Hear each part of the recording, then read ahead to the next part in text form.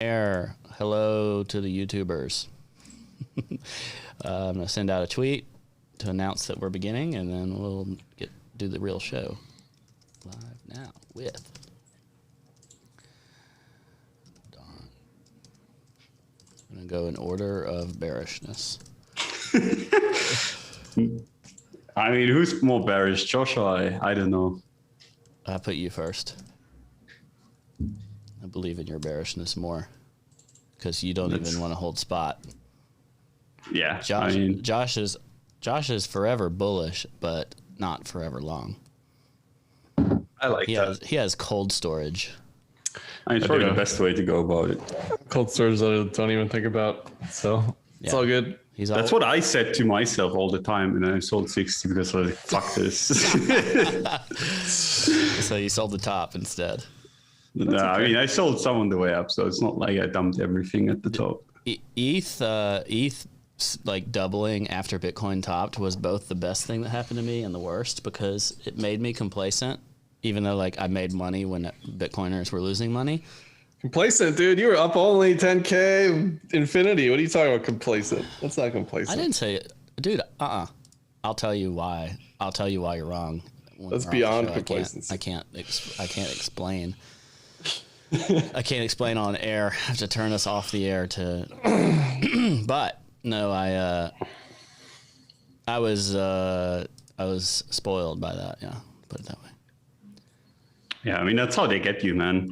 It's it's so unfair like how this works. Like whenever you get like Bitcoin start to top and then you get these altcoin movements, because like if you miss the altcoin movements, you miss like a big chunk of the move. But then again, it's like distribution. So if you don't sell quick enough, you get fucked regardless.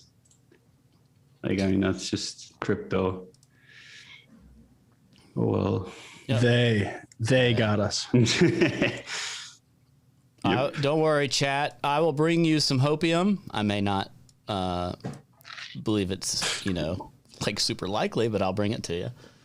Hopium dealer is in the house, boys. I'll disclose it. I will disclose it as hopium ahead of time, but I'll bring some. Should we get going? Yep. Let me just pull this up. Thanks for being here. 1 second. And where are the buttons? Here we are. Hello and welcome to Weekly Open. I'm Brian. We've got the whole crew on. We'll get to him in just a second. First, thank you to Blockfolio for being our partner for Weekly Open. Go to weeklyopen.com/Blockfolio. Make your first trade today. If you have not done it yet, you're missing out. You still have time to capitulate. These guys are going to tell you why they're bearish.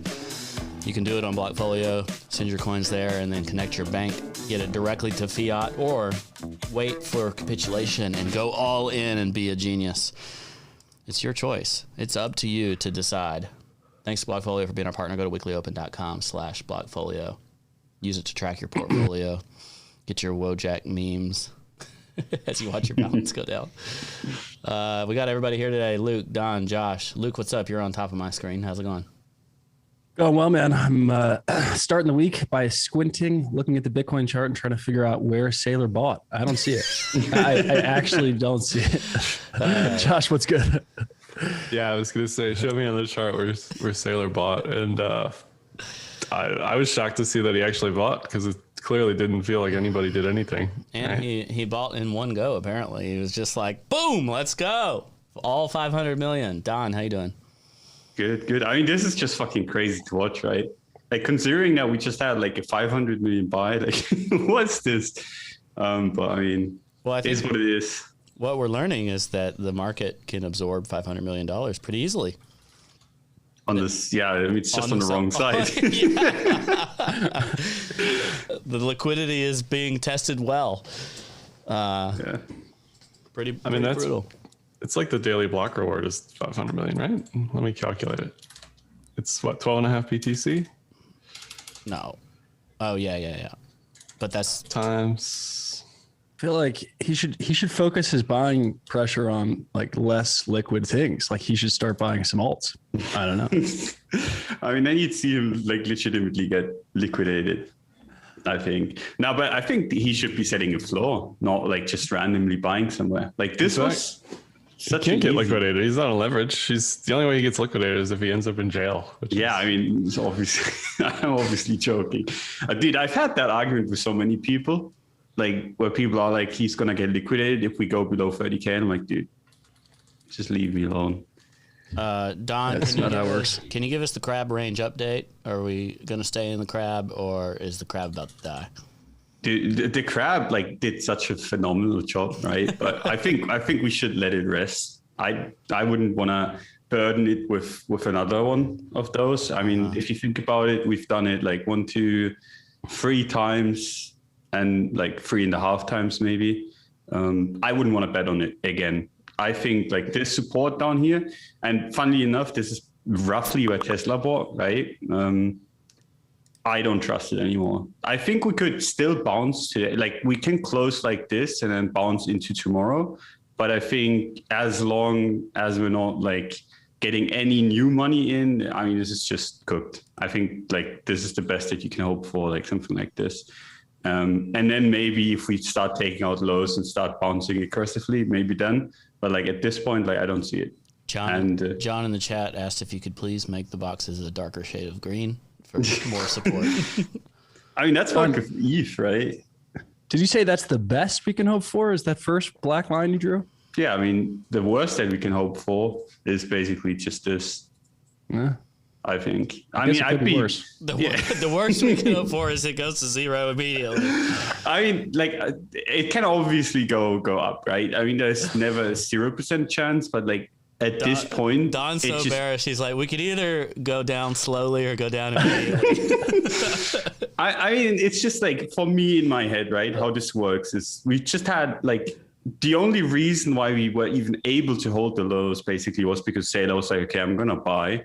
And then what about El Salvador? Come on. Yeah, I mean, no one really knows what the impact of that is yet, right? Maybe that was like part of it, but like if you think about it, most smart people like that saw his announcement into the lows were like, okay, I can sell my stuff. Like the people that wanted to get out, they were like, okay, I can sell my stuff higher up, right?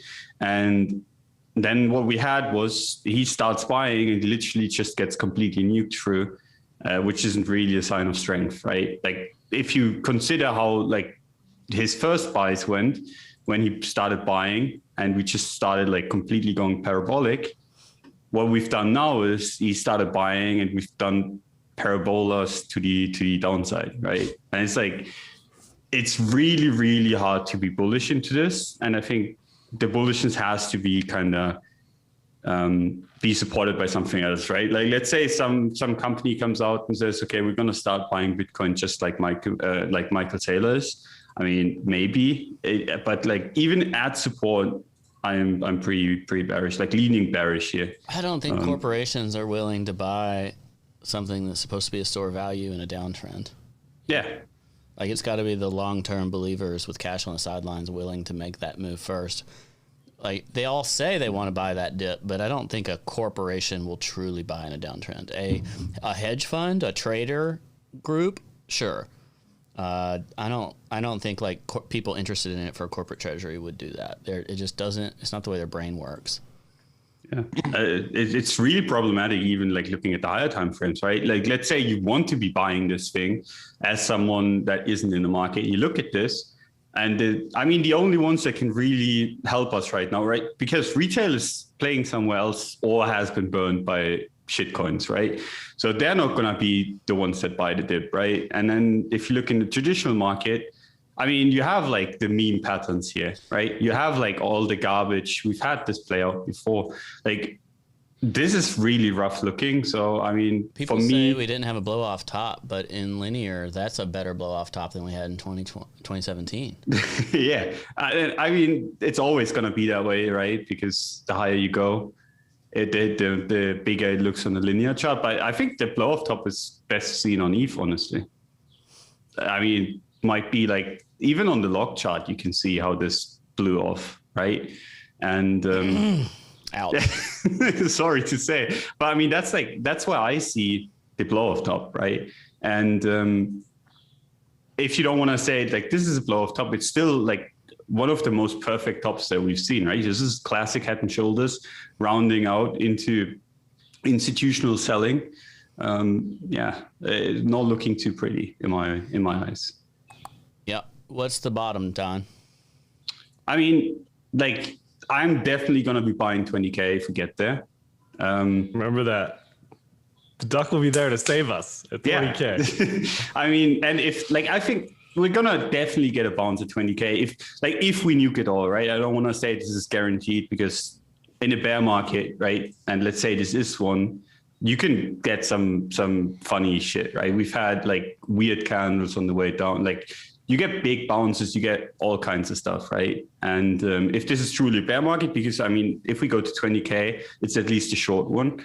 There could still be like a massive bounce into like a fade into lower. But yeah, 20K is really interesting to me. And like where I think like we absolutely shouldn't go lower is 14K. And I don't think we're going to get there, but that's the best support that I have, 14K.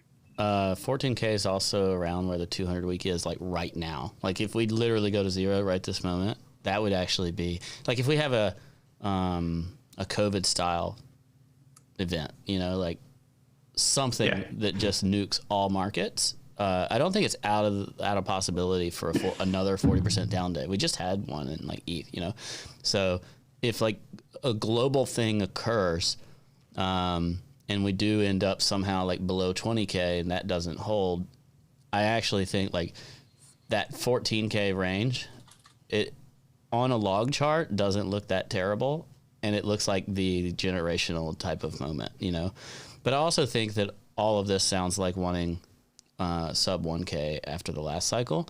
But this is just moving so much faster. Like this market has gone so fast.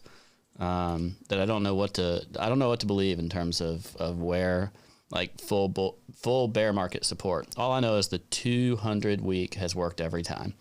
So I'll be following that all along and just see how slowly we get to it if we're in like full territory bear, which I can't look at this chart you have up, Don, and think it's bullish. Like I'm not an insane person, you know. You can be bullish fundamentally, but the price action doesn't agree with you. Those are okay to be different things. Yeah, I think you spotted with the Sailor stuff, like in being cautious, because I mean, if that doesn't lead to anything, like what will? I don't know. If it doesn't at minimum get to his break even or something, then I would be stunned. What's his break even right now? 26. 26. Yeah. But that's just like a temporary thing. Like there could be a point, especially if they keep raising and keep doing this stuff. At some point, they could have like what you get at the end of a bear market, right? The end of a bear market should be like his shareholders are holding meetings to try to like pressure him, or like, you know, he has to refinance his debt or like these kinds of things. But it could be years for that, which is all additionally like very weird. So I still feel like he has a good chance of being very, very right in the long term. And I'm curious to figure out what kind of pressures could exist on him between now and then. I don't know what they are. All depends on kind of how long this takes, right? I think like he's going to be completely fine if we just quickly dip, like let's say we do like the typical kind of Bitcoin thing, shake out into like range free claim into higher, right? Because like, don't get me wrong, right? I'm saying, okay, this is bearish, whatever, but like momentum can shift really fast on this thing, right? And if we take our lows or take out like in general, like just get completely bearish, like a big candle to the upside isn't something that we've like something unheard of, right? And if that happens, I think he's going to be completely fine.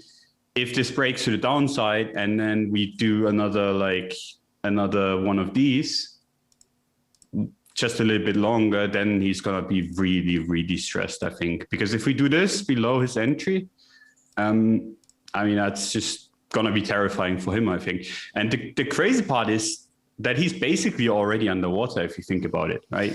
Yeah. Because if he sold right now, like price would be way below where he started buying in. Like his average is 26K. That's just like, that's basically this range failing and then he's starting to be underwater, right? That's 20% away. If he sells, we'll way below that. So if any of you, and I'm sure like all of you have been sitting in illiquid altcoins at some point during your careers, right? With like a position that you can't sell because it's too big for the books, right? Then you know how fucking terrifying that is. And I mean, I want to just go out and say though, like in general, I think we're making him out to be the most important person in the Bitcoin market, and I don't actually think that's true.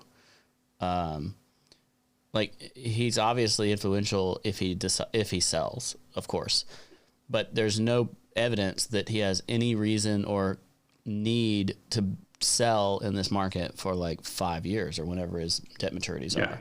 So there's a long time for him to have to matter again if he just shuts up and holds and like stops talking.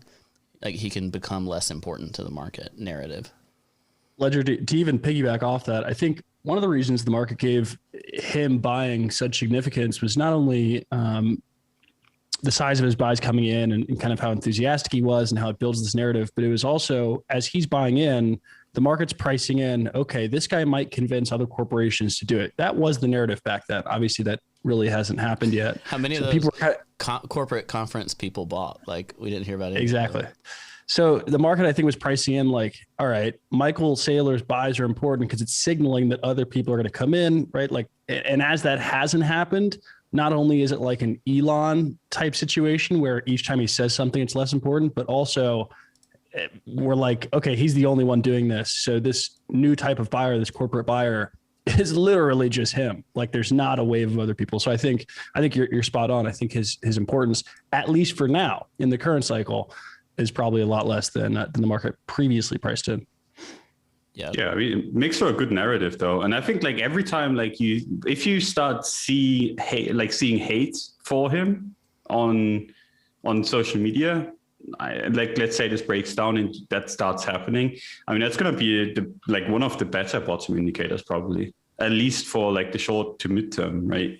Because I mean, it's not really like he's not really doing anything wrong per se for like all of us. It's just like I don't like the fact that basically like a corporation of his size buys this much Bitcoin, basically using the financial system as leverage to do so. It's just like, I don't really like it, but at the end of the day, like he's been buying a shitload, right?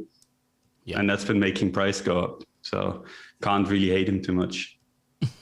So if he starts turning into the villain without having done anything, I think that's going to be like a really good indicator for sentiment, I think. Yeah, I agree with that. I mean, Josh, what are your thoughts? Whales are always bad. They just are, because unless he keeps buying, he's a villain. And if he ever sells, he's a villain. So he can't win. You know, he just has to. Oh, he can win. He has to keep buying or the price has to go up. No. Otherwise, he's forever a villain, you know.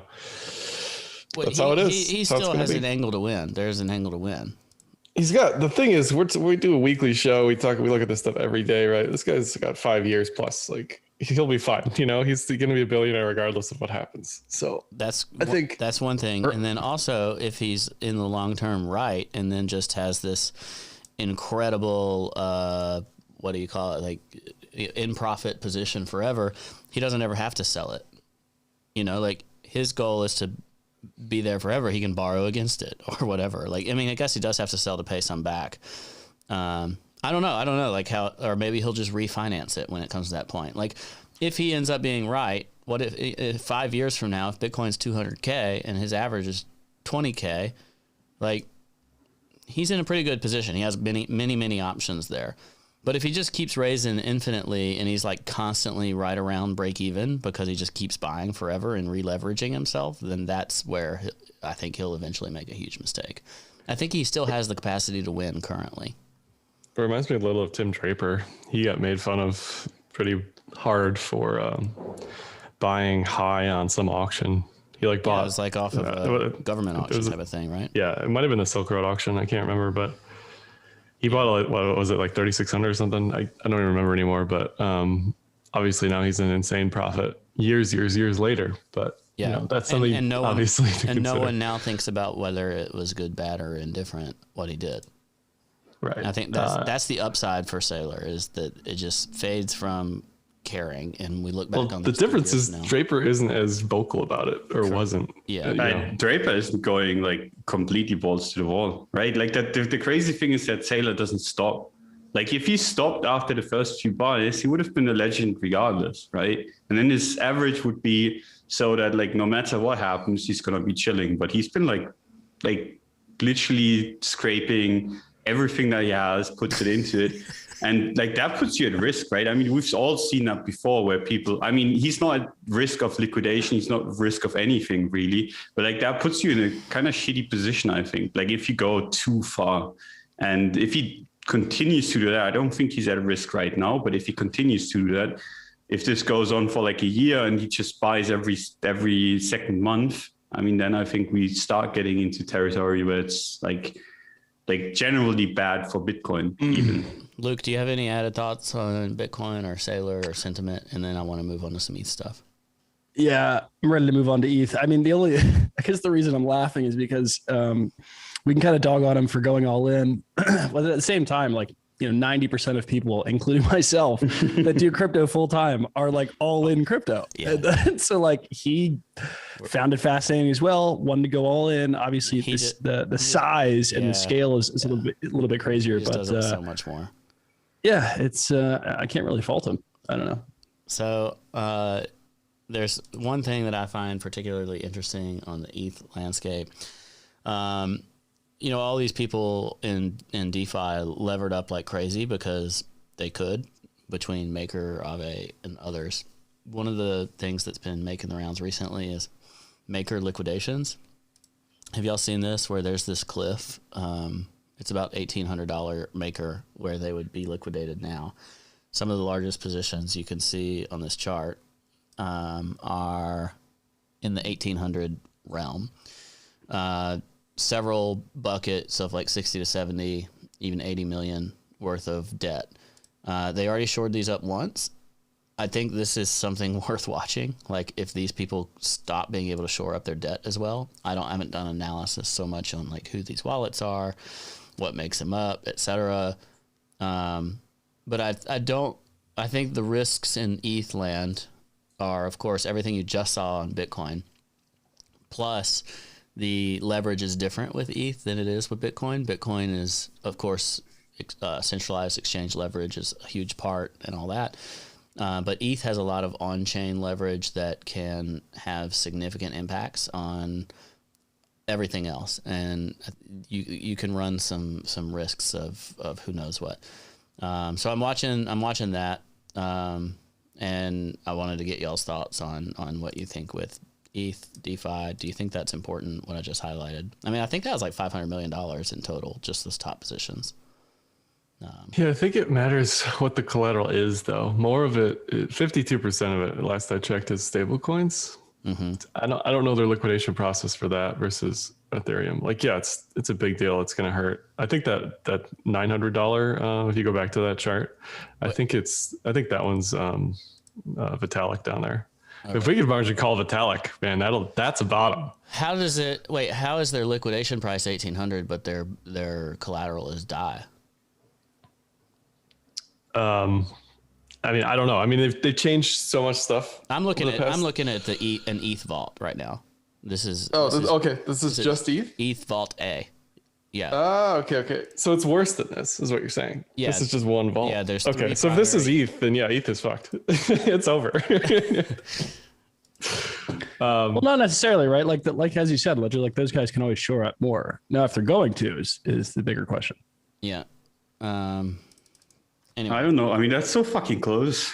1,800? The chart looks like there's a hidden inflation that we don't know about yet. That's how bad the chart looks right now. Here's a fun one. If you look at, I thought we were getting deflation. If you look at ETH Vault B, this is a different vault, and it's much, much smaller. But here's 12 million that liquidates at 1956, another 4 million, another 4 million. Nice. We can watch that one live. Yeah, so literally, like we are at these liquidations for this secondary vault. I don't know the difference between these vaults. I just, I find it interesting. Here's ETH Vault C, 28 million at 1350 is the first one that matters here. So ETH Vault A was the most important because this is 500 million that liquidate. So it's obviously much more open interest there. But in a combined sense, that's quite a bit of money that theoretically they should be able to shore that up. But what if they can't? Also, what if you like combine analysis here for like Aave and some other stuff? So what if you just don't? What if you say, fuck it, let it get liquidated? I'm going to short anyway because it's my liquidation. I'm going to either hedge or go big. Yeah. That's what I would do. If I was a whale, just play those games, right? Yeah. Like if you have a $500 billion or $500 million liquidation coming that is coming, why not? Why not just let it go? ETH to 600. Let's do it. I mean, that's quite low. Nobody likes that idea. Come on. My point of bringing it up was, I think this on-chain leverage could have worse cascading effects for ETH to the downside. I at least think it's worth mentioning that risk. And the rest of the DeFi tokens in that same capacity would be worse because those are where all of the actual debt is, right? So for them to shore these up, they have to probably sell DeFi tokens because they probably deposited ETH, borrowed dollars, and bought DeFi, and they're just sitting there underwater like, oh God, what do I do now? Dude, I was bearish ETH before. It's always been the case, and it'll always be the case. I'm making Don like a super doomer on ETH. It's a giant long squeeze forever, perpetually. Well, people longed their longs, and now there's a potential squeeze because we're down 50% off the top. I don't know when they took those loans, but above 2K, I would guess. So anyway. I mean, my view on ETH is that like we have this narrative going, right? At least we've tried to have it with corporations investing in Bitcoin and then states getting into it and all that kind of stuff. And if that kind of goes out the window, like what do we have left, right? We're already moving down. Momentum's already to the downside. So we kind of have to hold on to those narratives. So if ETH does better than Bitcoin, what kind of picture does that paint, right? And so I'm just like, I don't think ETH's going to outperform Bitcoin relatively. And I'm not like super bullish on Bitcoin. So I'm just thinking like ETH's probably going to go down a lot more than Bitcoin does. Now that now that you're adding like all of that kind of stuff that I didn't even look at, I'm like, oh. Yeah. So a couple more things I'll talk about on the ETH chart. Daily, the 200 is where I talked about like, okay, I'm interested in that on a daily time frame. The unfortunate thing here is it could end up just making some kind of ascending or descending triangle or something. It's not exactly like thriving from a bounce perspective off of where there was a lot of support before. So the 200-day is there. The unfortunate non-confluence is my other like primary thing I've always liked is the 20-week. On Bitcoin in 2017, had talked a lot about how like ETH 2021 felt a lot like Bitcoin 2017. It just lost the 20-week. I mean, it's only Monday, so it could, if it wicks that and goes green, like that makes me quite bullish. Thinks, okay, the worst was fended off. Let's go test like 3K or higher. But for my dose of hopium, you combine that 200-day with saving the 20-week. So I want to see a close on the week above 2,300, really above 2,400. If that happens on ETH, I think there's actually room for upside. If it doesn't, what's scary is like the difference between where we are and 1380 or whatever the prior all-time high was in 2018. It looks minuscule on that log chart.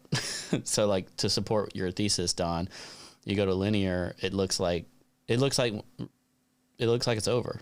Like that move to the prior all-time high, 1,300, maybe even lower. It looks like when Bitcoin went from 20K to 5,800 and then like had that bearish bounce up, that would be like coming back to 2,200. It's kind of what it reminds me of. Mm-hmm. So this is the week to decide. So the hopium is close above 2,400 on the weekly, and the bottom might be in. The forever ascending triangle of glory is possible. That would be a market-wide reversal. Right now, it's dicey. So I like that though. Like as in buy the confirmation if it closes above. Yeah, which it kind of sucks because I'd like to buy the 200-day. Like that's their risk reward, right? But unfortunately, like it doesn't really match up with the weekly very well. And the higher time frame confluence is really what you want. You want that combination of daily plus weekly confluence in my mind, and you don't get that at 1,900 on a weekly close. In fact, that's like it looks like it's just hovering, ready to die if it does that on a weekly basis. Mm-hmm. Yeah, I mean, for me, like the next support would be like 1.13, 1.4. And then if that fails, I'm in deep shit, right? And then Josh comes into play at like 800, 600, whatever. That's like super RIP territory. And like, what was it last time? 1,400 to 80, 95% dump? Which one are you talking about? From 2018, 2017? 28. Is 95%. Very peak. Yeah. Yeah, Jesus. So I mean, that would take it to... Oh shit. But see, that's not happening. I want, like, if ETH goes full bear, like I want people to say all that, but I'll be buying way ahead of that. And, I might be buying and then selling if it fails my levels, get chopped up at the major levels. But that's what you do when you're trying to like find a bottom, right? Mm-hmm. I think like buying these supports on the way down is completely fine. And then just seeing if it sticks, right? I mean, like, let's say, we talked about like buying this like 1.9K level and then it bounced pretty big. I mean, you can make a bunch of money on that. And then if you see the bounce like kind of stop going, like just stop going, momentum fades, you get out and then you don't want to be buying the same level again. You want to be buying the one lower, right? So let's say this does the same thing, bounces here. And then you can still kind of judge this is going to be a strong bounce or weak one. If it's a weak one again, then like, do the same thing again here, and then it's strong, and then it goes back up, and then you have your kind of buy. And if you just don't buy these and wait for confirmation all the time, I think there's a good chance that you just miss it and then cope on the way up. So, I mean, that's what I'm going to do anyway. Like, yeah, I'm going to be trying to kind of time these and then see how it goes. Luke, what do you have to add? You know what I want to add? I want to give the people just a little bit of hopium. Mine wasn't good enough. Hold on, I can't share screen. Oh shoot, sorry. Should I? It's all good. It's all good. It's all good. Okay. You can now. All right, let me see here.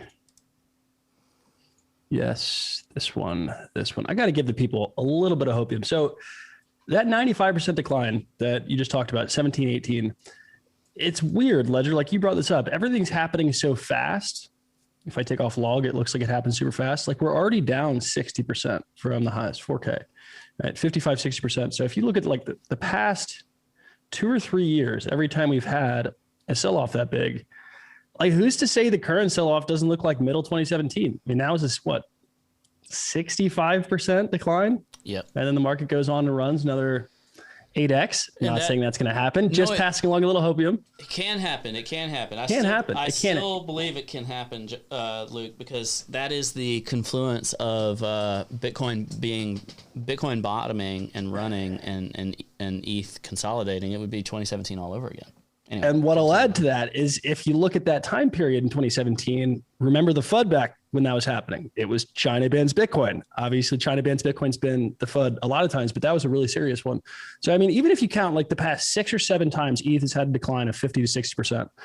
That top of 2017, we dropped 70%, we 2x. Obviously, we drop a lot lower. The one time we dropped greater than 65% is the 90% decline. After that, every single time we drop that, 60 or 70%, it's almost like always the perfect buy. Like if you bought after the 60% decline, what is that, 19, you bought the bottom. If you did it again in March, 60%, you literally bought the bottom. I mean, it's like happened of the past 5 or 6 times. Yes, there's going to be one time where it turns into a bear market. So, we go down 85% instead of down 60 or 65%, but like I'm with you. The chart looks scary. So I'm just passing along the hopium to give kind of a slightly different opinion, but add to that, people have been talking about like the correlation between crypto and stocks and stuff. Well, look at like the freaking Qs, man. And I look at some of the big caps within the Qs. People were declaring doom last week. We got to talk about Barry here in a minute, but this could just as easily like nuke upward when I look at that on the NASDAQ, because if the whole inflation narrative, whatever, things don't play off, if stocks don't lose it completely, then they look prime for upside. Like, it's been months of consolidation in stocks, and that could be the type of thing that supports a confluence with a bottom in crypto in a risk-on environment. So I don't think what you're saying is a terrible thing to say at all. All the fundamental stuff, I'm still extremely bullish fundamentally on the market. It's just the price action doesn't agree with me. But that's the type of thing that can totally occur within a bull market, like you showed what happened in 2017, especially after running so damn hot.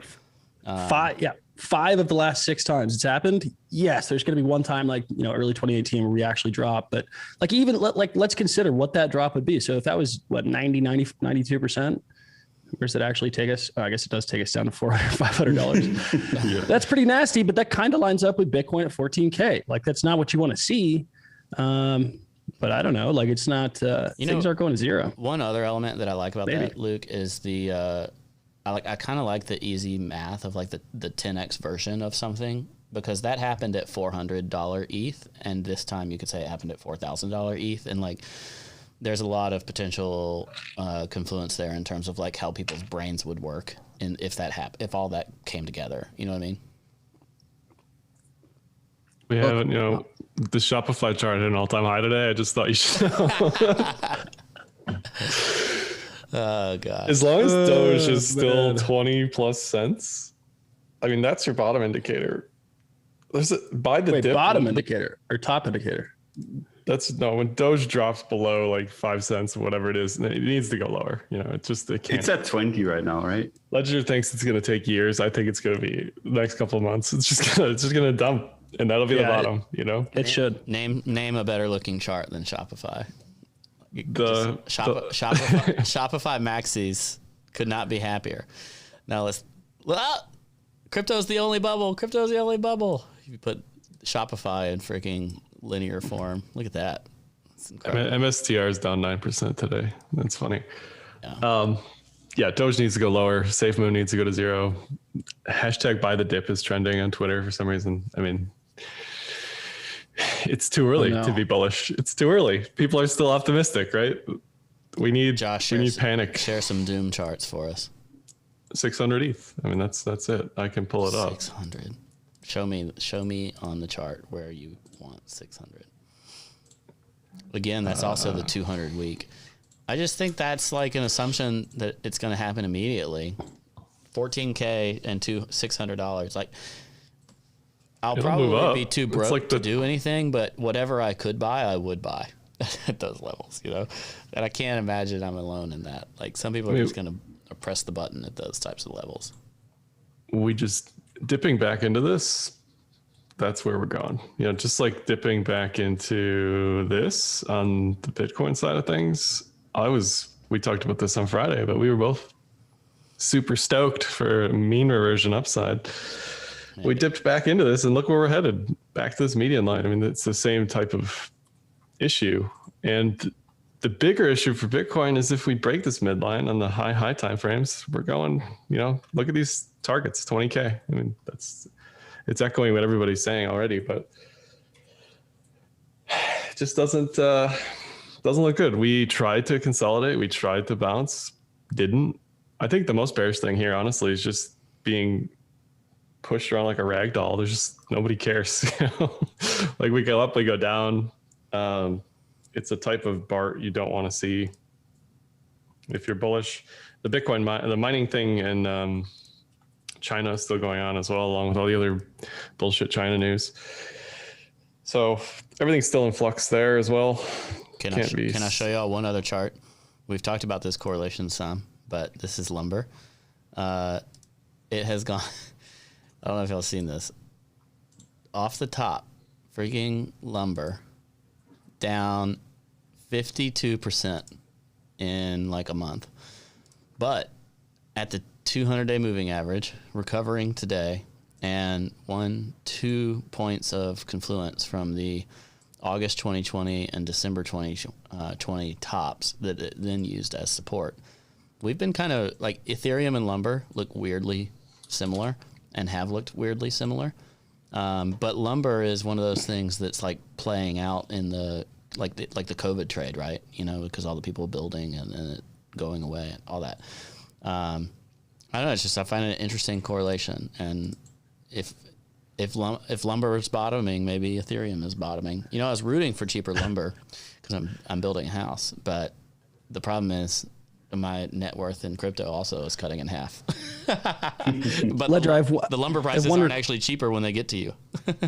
One request: can you put where FTX added lumber? Dude, markets? It had to be. Can you put that where that is on the chart? It has to be at the top. I really. I'm gonna find. You know when it was? I'm gonna find it. I mean, it has to be like a few days around it. If lumber, not, the perfect though.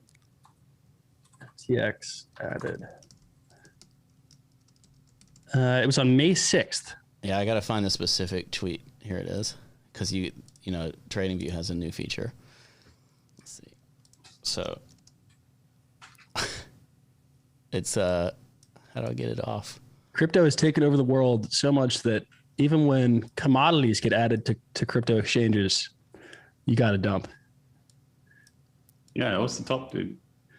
That's actually remarkable. Right there. I mean, we should test this new power with like other things. Like we should test it on Tesla or whatever else. TradingView. That has to be Sam hedging his lumber position.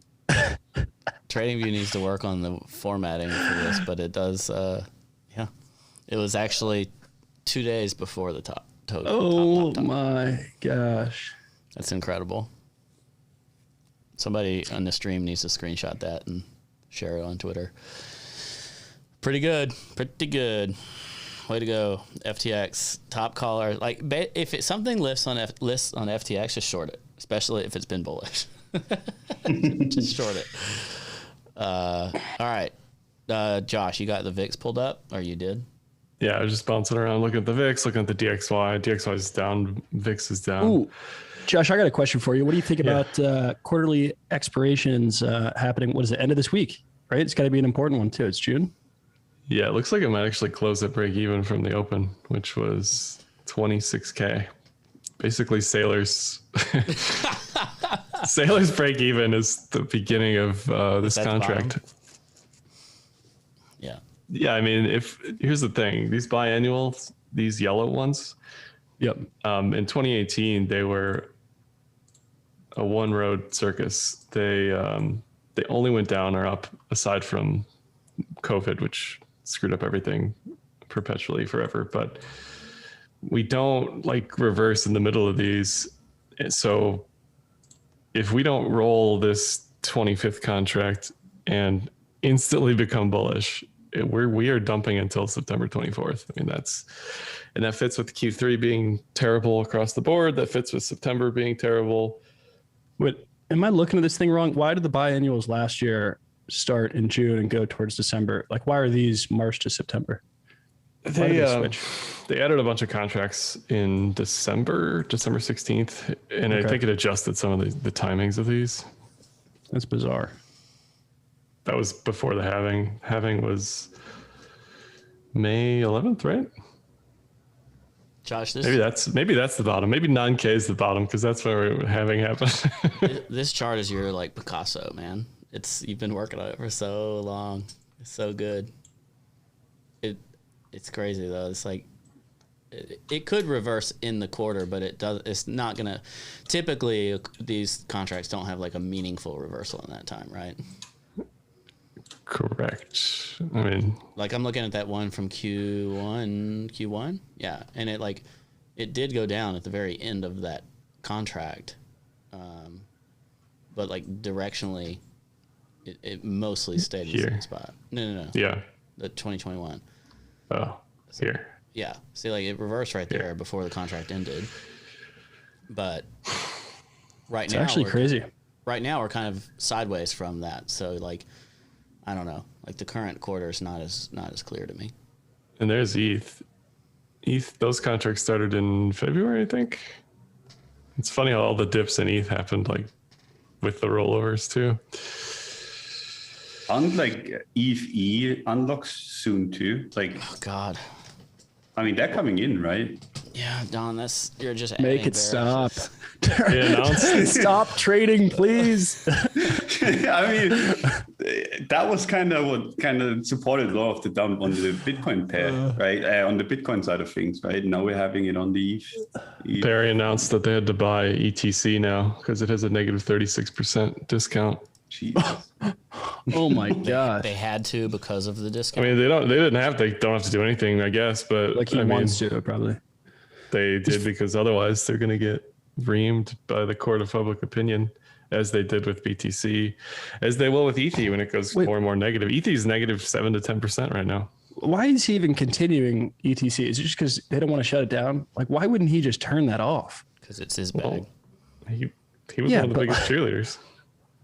Dude, at some point you got to cut your losses. I think their business is doing, good enough that they can. You got to look towards the future. Let's talk about Barry. Barry batting 1,000 right now. on his That's true. I can't even. He shorted Doge. He said 99% of crypto is overvalued, which I find interesting because that still leaves quite a number of coins that are not. Of course, 70. Yeah. Does it though? 99%. That's yeah. It leaves 70 or 80 coins. There's 7,000 coins on CoinGecko. All stable coins. Yeah, the stable coins are not overvalued. I was thinking he was probably like, oh yeah, I mean ETC and Mana and Zcash, and Zen, yeah.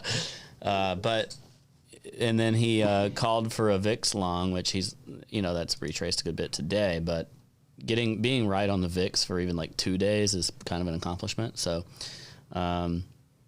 yesterday he tweeted, gonna be a dicey week, and then we dumped like 8% overnight.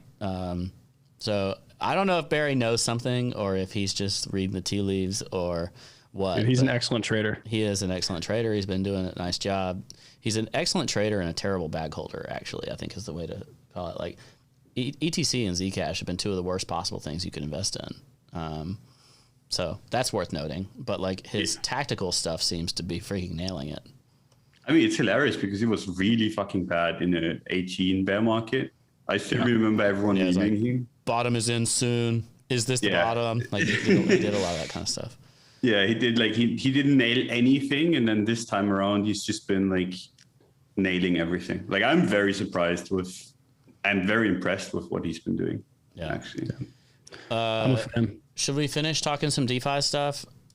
I know we talked about the reflexivity of it, but DeFi is at a must bounce or go to zero. I mean, the Union Sushi charts today are absolute catastrophe. Yeah, I'll pull your broad DeFi chart up in a second, but I want to show Wi-Fi. Underside of 200, 220 crossover, total failure after a spike into 95. 24K was the bottom after the market-wide dump, but then the problem is these didn't like reaccumulate and push up. They reaccumulated or distributed, and they're just pushing down under these moving averages, under horizontal levels.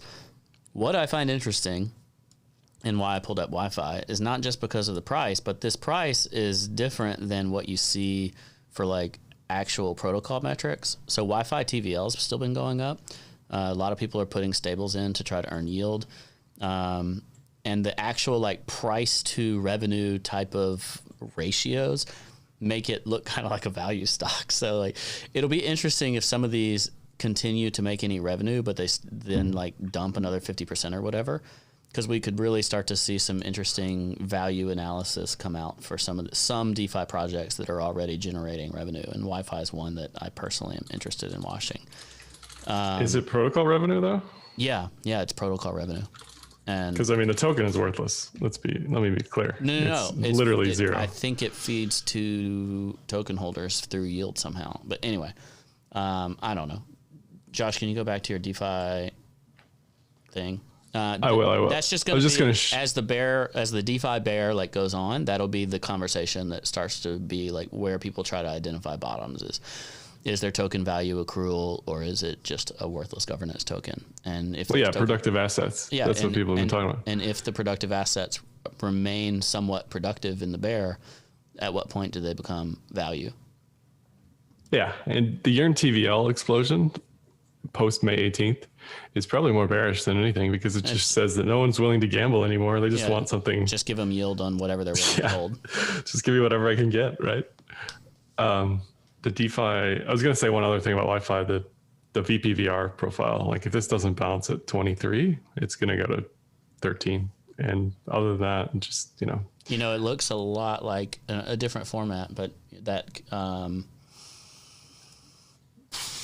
October 2020, when it was like hovering 14K, but then bottomed at like 8K, it looks like a kind of after the pump failure distribution, kind of like that was back then. And that would coincide with kind of a capitulation down into the teens, 15 to 18K maybe. That would be pretty brutal on something like Wi-Fi, but I think that's also where its value, like actual valuation, being a value play, would really take a lot of effect. So some of these could get nasty with that reflexivity if ETH goes down. I'll be pretty damn tempted down there though with some of these. The DeFi chart, sorry, there it is. First we had this Adam and Eve, this ascending triangle that broke down. Then we had this M double top inverted Adam and Eve that actually did break down. We lost the 200 day, getting a death cross. We started a falling wedge. That looks like we're even hastening beyond that. And I mean, if we break these liquidation lows, we're going back to January, right? Like that's where we're headed on everything. Yeah, the 2021 full retrace feels very, very possible in DeFi. Like it's a classic kind of story, right? Just the pump and then full retrace of it. I don't know anything outside. I don't even follow alts out of DeFi, but I imagine they're very similar. Luke, do you follow what's going on? I mean, on land outside? Sometimes I try not to anymore, but in previous months I used to stare at the EOS chart and the XRP chart. But those are just painful charts now. DeFi wise, I don't think it's out of the question that we could go back to January 2021 levels. I mean, that's basically retracing to where we got. You have to think like last year, middle of summer, DeFi summer, things were up 10, 20x. So yeah, it sucks that we're pulling back to those levels. It's down 70%, but DeFi is still up massive. And I also think DeFi is like 3 or 4 cycles behind Bitcoin in terms of adoption, in terms of people getting it. And we still have governments and talking heads and whatever trying to understand Bitcoin and regulate Bitcoin. Like DeFi is going to go through this up 10x, down 80%. We're going to go through that so many times, I think, with DeFi. So link chart, dude. Good Lord. I remember when the Marines told me that selling at 60 was stupid. Well, who's laughing now? This is a must bounce here. Otherwise, it's game over for Link. And the Link team is still selling, by the way. Josh chose violence today with the Link Marines. Who's laughing now? How are your bags, Link Marines? I also took a lot of crap calling Link fully valued a while back. I mean, this looks the bad. Link Marines are so aggressive. Ooh, God. Aave. I like sub 100 Aave. No sooner than that will I be buying that. Again, that's a January retrace completely. 92. Yeah. I mean, what we're seeing is we're seeing higher beta ETH plays act like higher beta ETH plays on the downside. It's like it's going to happen. Yeah. In January, or actually in December, calling it for January, I was wanting the repricing to the upside of DeFi plays to get them into the landscape they should have been from a relative market cap perspective. That basically topped with Uni getting inside the top 10 market cap, I think, right? Like it went to 7 or 8. Aave got up there as well. But honestly, overall, because everything pumped, DeFi didn't make the gains relative to all market cap, in the list of all coins as much as I thought, because people just chased every little piece of crap there was, not just that's true, not just DeFi. So what I actually think will happen with the next one is DeFi recovers, but like old shit chains and stuff that deserves to die will just recover more slowly as the market normalizes. That's my prediction. We did get some of that repricing to the upside, certainly on a dollar basis, but the repricing to the downside is happening pretty aggressively too, and naturally is more reflexive based on whatever happens with Ethereum. There's some stuff I've tried to play and want to play, but it's still quite difficult. I think we're going to have to wait to see, like, what do these look like from a value perspective? Do they generate revenue? Do they have users? Like, these types of questions that are the types of things you ask yourself in a bear market, not in a bull market. It's pretty brutal. It's so disappointing. XRP couldn't even make it to the previous all-time high. I mean, that is like actually sad. The previous all-time high, Brad Garlic Bread was like the richest person in the world. Yeah, Litecoin made its all-time high. Look, I'm saying at least there's a narrative of hope for XRP if they go public or something. What is Litecoin ever going to do? Litecoin is much more valuable than XRP, and I do not. I actually don't disagree, but I'm saying the narrative and hope-wise, and just the ridiculous people that buy XRP. Do you know what that took for me to say there? Litecoin is much more valuable than anything, and I agree with it. I mean, EOS goes to zero. With the altcoins, right? Hey, the bullish exchange is launching for EOS. Let me quickly share, like, this is basically what I think about altcoins. Like, this is how I think altcoins, like, they went through the cycle. I think we're gonna get, like, no matter where Bitcoin goes, I think we're gonna get an altcoin bear market. And Bullish had 3 cycles there. Do you remember talking about this last week? Look at what it's done since last week. It's the daily chart. Do the weekly chart. I want to see it. What happened? It's just look at the monthly chart. Like, I mean, what the fuck is this shit? Like, this is probably gonna do something like this, then bounce and then bleed out. We talked about this last time. Years. I still stand by it, dude. Wait. Look at this. Look at the years on that. That would be 2028. You just called a bear market and Doge till 2028 with that little sketch. I mean, that might be a little bit long, but I wouldn't even be surprised. Like, look at this. Like, this is how the 17, 18, that was the 17 cycle, right? So if we do the same thing, like, this is easily, like, this is so much bigger, right? So it could take much longer to kind of dump down. I wouldn't be surprised. Now, I kind of agree that we're going to, like, the next cycle is probably going to be even more of DeFi, which sucks because I'm really good at trading these, like, old garbage coins, like Litecoin, XRP. You'll be fine. DeFi will be old garbage coins by then. Yeah, it's probably gonna be something new around. I actually agree, and then we'll see. It's the same old every time, right? We have, like, a coin. It's super new, super shiny, and super cool, and then we get a new one, and everyone forgets about the old one. Can you please show me your BSV BTC chart on your watch list? There, it's in the bottom one on the orange. I just got to see it. It looks so shit. That looks so shit too. It's not breaking new lows against Bitcoin, but then again, like, this just erased basically all the bullish gains it's made, right? And that's the same story for almost all of this. Could you imagine being one of these, like, maxis for one of these older coins and thinking, like, this is your year, and then it's just all lost as quickly as it gained?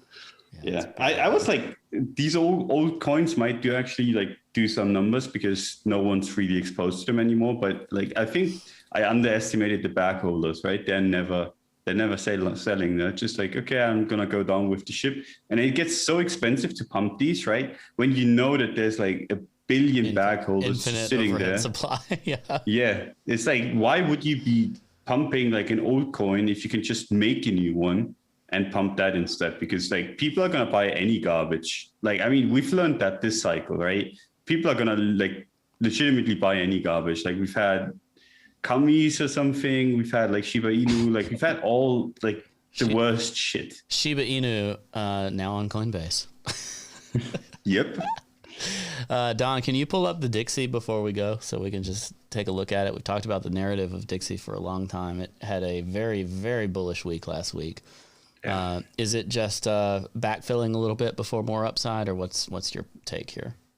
I mean, it's bouncing from monthly support again. I was like, we talked about this like a couple of months ago, and I was like, I don't want to see it get back into this level because, I mean, I hate it when it bounces just barely off of the level and then does it again. It's done that now. I have no idea what to make of this, honestly.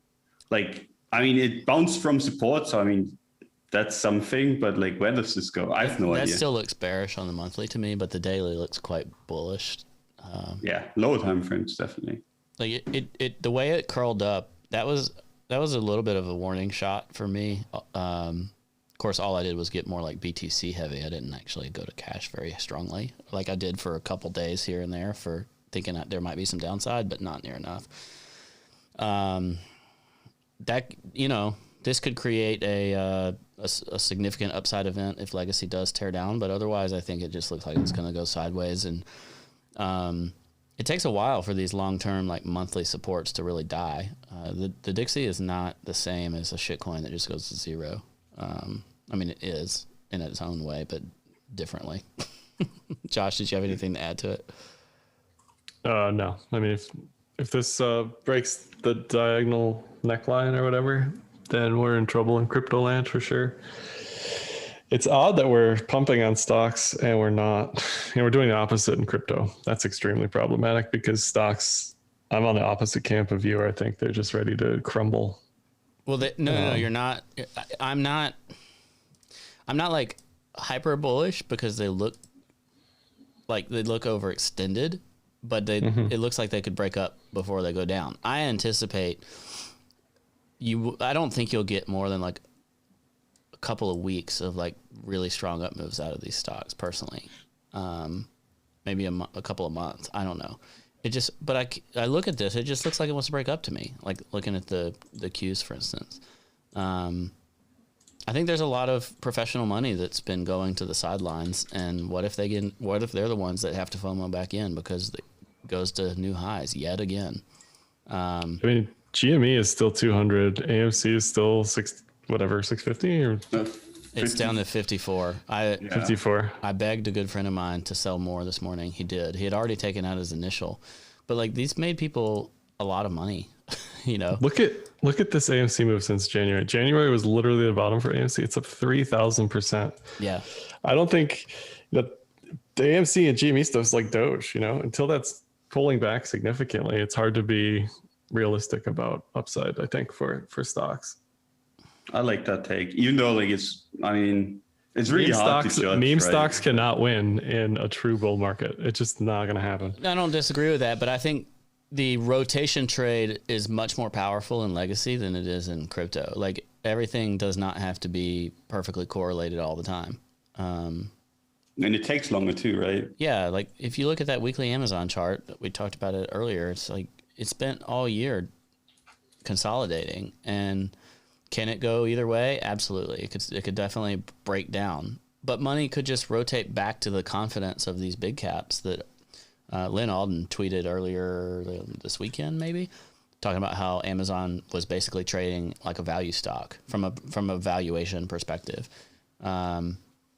So like money could flow back into big tech that kind of bled out over the course of 2021 and flow out of some of these meme stocks over time. Like, again, like Doge is going to go down while Bitcoin goes up at some point, and it's going to be to an extreme degree in my mind because these memes are short-lived. Like that's not a new paradigm. Like, and rotation can happen better in Legacy. It's more efficient at rotation than in crypto. Plus, it's which type of buyer is going to still be here. The guy bidding up Bitcoin is very different than the guy who has been bidding up Doge. So the next time the market bounces, one of those people will still be here. Yeah. I bet it won't be the guy. All these Doge. Retail people are going to get washed out. The guy who had been bidding up Doge with his unemployment check who has to go back to his 9 to 5.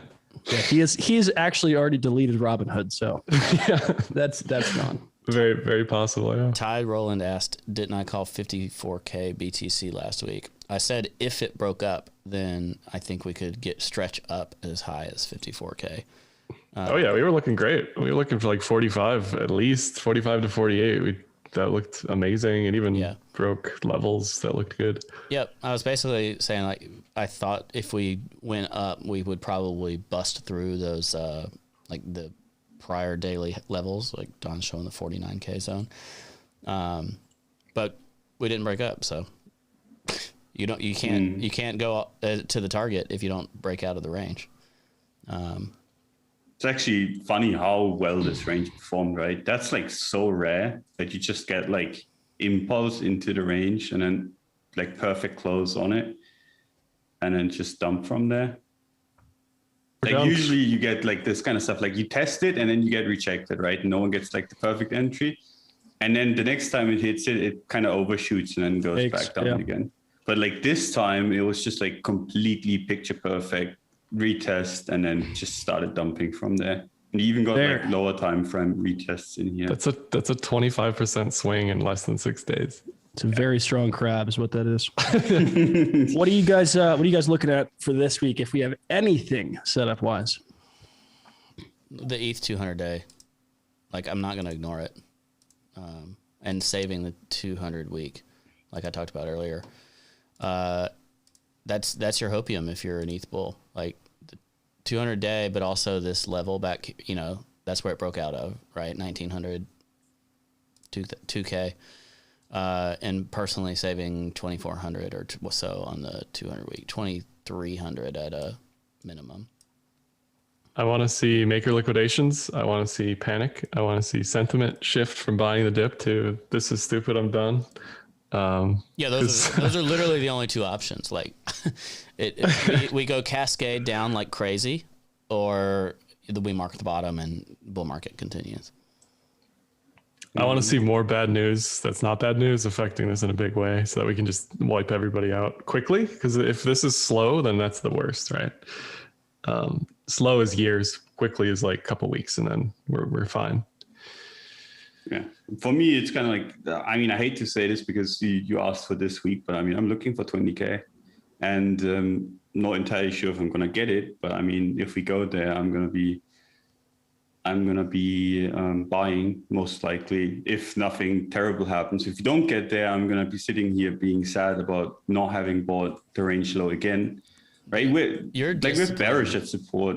Well, the legacy people are looking at two things. They're looking at head and shoulders, and they're looking at the death cross on the daily. Yeah. And that's all they're looking at. Death cross is a stupid meme, and Michael Burry's head and shoulders is hilarious.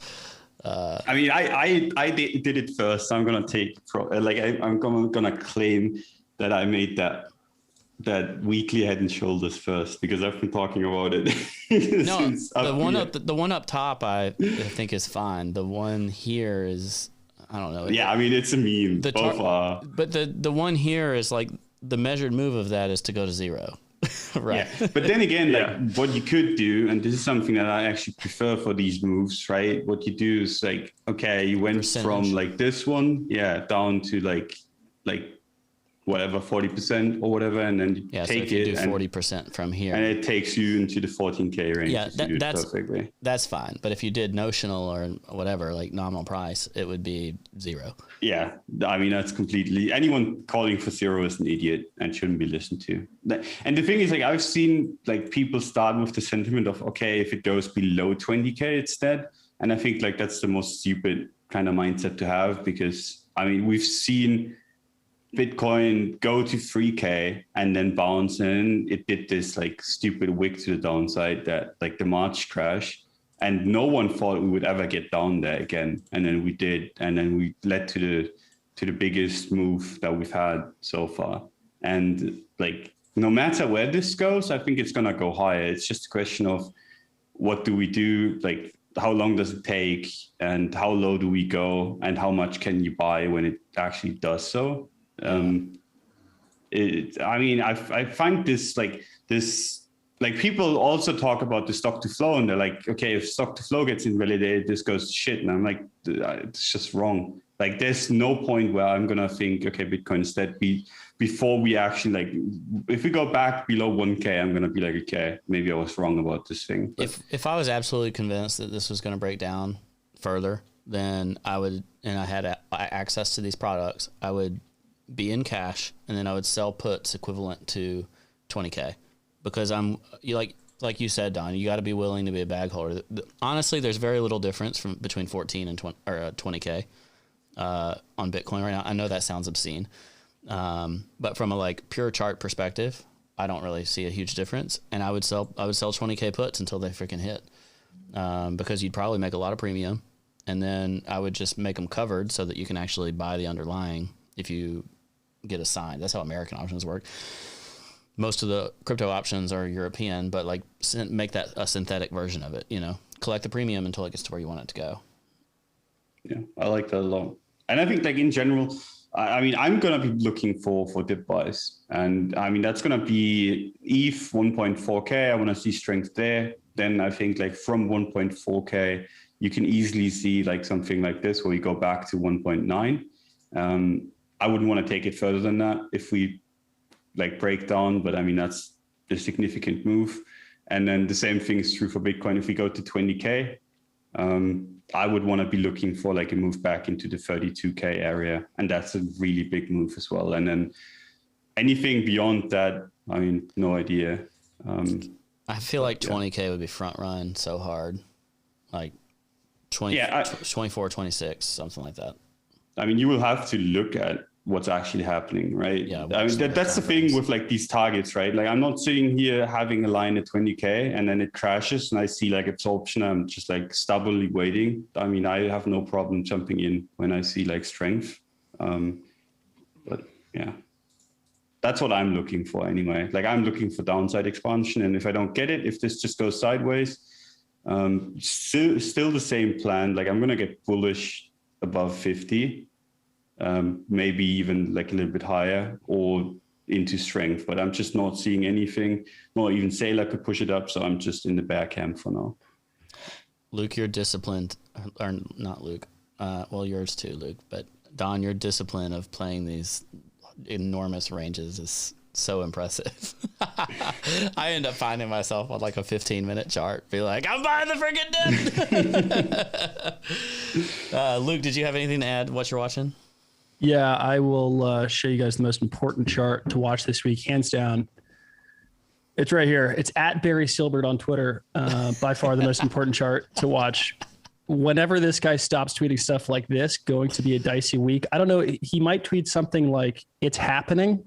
When he tweets that, then I'll be looking to buy. He just is not wrong right now. And sometimes it's vague, but you kind of have to guess what Barry's saying. But if you guess right, he will definitely be right. So that's what I'm watching this week. That's all I got, man. I don't know. Everything else looks pretty brutal. Barry looks pretty good. My last thought is breaking news. Jim Cramer has sold I saw it. almost all of his BTC. That's what he said. No. He sold it for Tether and China Fund. That's what he said today. He said, watch for the Tether news. What? Not This again. guy. So good. guy, We need man. more of this. We need more people saying they sold everything. We need more of this. More. Bring it on. More. I want more. I want cheap corn. Let's go. Watch for Tether Breakdown to $1 or 99 Dude, if cents. Tether goes like, I mean, like whenever we have these Tether FUD news, like Tether goes down, like sometimes, like, do you guys remember when it went to like 70 cents or something? Something ridiculous. Briefly? When the not backed news came out, I think it was. Pull it up if you want. Gosh, and whoever bought Tether then, that was a hell of a trade. I mean, that's a trade, right? And the good thing is back then, it was really hard to do the trade because you didn't have stables, like other stables. Nowadays, like I've got a bunch of USDC. I'd be willing to buy Tether. I mean, wouldn't all in it because what if they're right? But but I don't think they are. And I think I give that like less than 5% chances. So I'm like willing to bet some. So if it goes, like technically if it goes like below 95, like that would be a buy for me. I don't know if it's even gonna move though. Like, I think it's pretty efficient nowadays. I'll just share this before we go. But yeah, for people who weren't here, how can I pull this up? Sorry. Short Zoom. Yeah, it's on. The thing is, it's on Coinbase now. So if anybody wanted to play this, they could. What's on Coinbase? Isn't Tether on Coinbase now? Oh yeah, Tether. So it dropped way below that. Yeah, it dropped. Where'd it go? 85 cents. Gosh, it is a bear market. We're looking at Tether buy zones. Well, This is crazy. I thought you were literally talking about short Zoom, so I was pulling up the Zoom chart. It looks like it recovered its lows. I don't know. Oh no, Tether's been fine, so I don't know. Ooh. Crypto people might meme the 200-day moving average, but they don't in legacy land, and it's butting the 200. Take your profits if you never did on Zoom up at 380. Wait for it to flip that. Tether buy zones. All right, we got to end it there. Yeah, that's all I got. Thanks, y'all. This was great in like the not great sense. Was it? It was depressing is what it was. But that's okay. Thanks for being here, everybody. Have a great day. Go to weeklyopen.com/blockfolio. Make your first trade there today if you hadn't done it before. Like we said, you can always capitulate. And you can hide your balances. Use that hide balances button. And of course, track your portfolio like you've always known and loved. Have a great week.